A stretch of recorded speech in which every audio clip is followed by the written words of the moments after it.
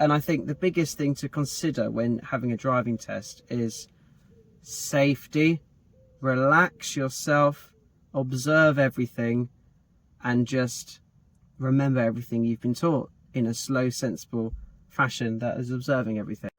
I don't think the examiners actually want you to fail. They want you to pass because they wish you well.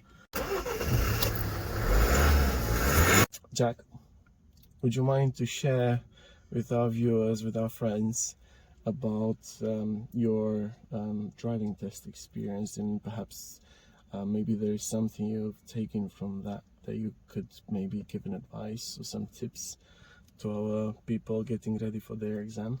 Sure. So the driving test experience was a very smooth, relaxing, bizarrely experience. Firstly, because you were with me and you provided your unique sense of humour and just nice casual conversations, which really did help to put me at ease before I even stepped into the test centre. Got into the waiting room, everyone was sat there just like sort of sheepish, weren't they? Sort of scared, and I was like, what's the problem? Getting ready for the slaughter. Yeah, and I was like, oh, what's the problem? It's nice here, it's nice, relaxing, comfy seats. And then 3 examiners arrived, and there should have been 4, and I thought, oh no, what's happened here? Have we not got the test? Then my examiner arrived, and his name was also Benny, which is funny, and he was a very nice gentleman. He was very relaxing, and I think what I'd say to people is that I don't think the examiners actually want you to fail. They want you to pass because they wish you well.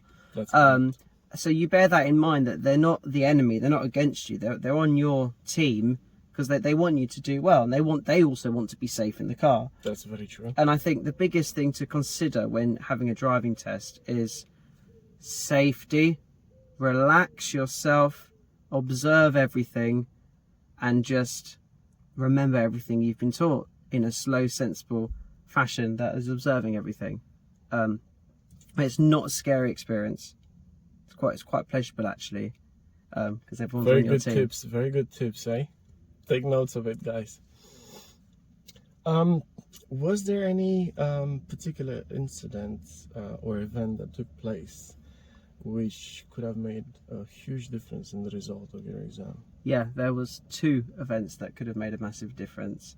The first difference that could have been made, would maybe fail, is that there was a truck driver on one of the junctions, and he flashed his lights at me because he wanted me to cross. Okay. I didn't want to cross because I felt he was driving fast, and I'm in a driving test, and I don't want to be zooming out. I could have gone, but I wouldn't have got done for hesitation, and I didn't because he didn't get a minor. So I said out loud, he wants me to go, I don't want to go. He's stopping, that's entirely his choice. I don't want to go.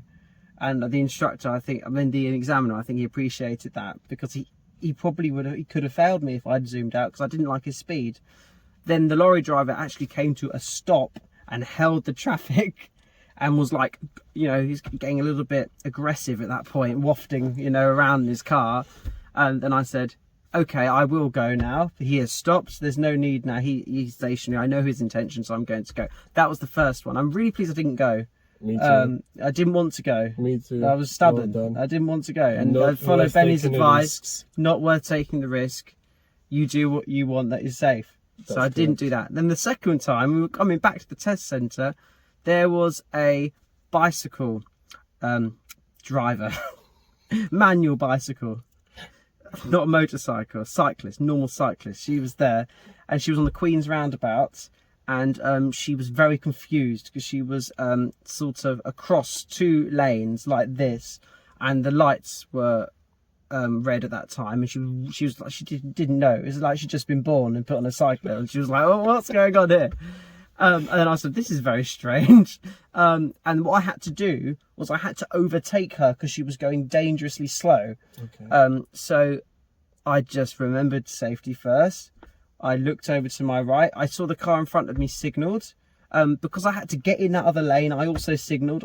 I think that was the correct decision. Of course it was. Because you're changing lanes. Yeah. So I looked, I signalled, I looked back, I signalled, and I continued.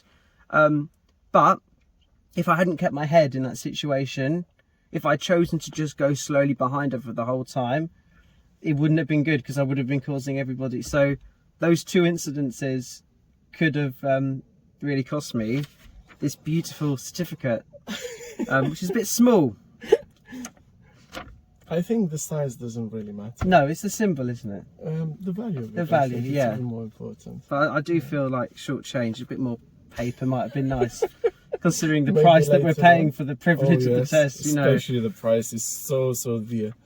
How about that incident where you found yourself on the roundabout? You were supposed to take the third exit, yes. and you decided not to because you were on the lane that was not going that way. Or That's something correct. like I chose the wrong lane unintentionally on the Queen's roundabout on the way back to the test centre as well. And I think it was the cyclist that actually confused my brain a bit. So that led on. And I looked at the examiner and I said, I'm so sorry. I've chosen the wrong lane. So I'm going to have to stay in this lane now and take the second exit because it's the safest thing possible to do. And he said, don't worry, Jack. We just turn around and go a different way. And I'm pleased we did that because that meant I didn't have to do the hard third exit, and it worked in my favour.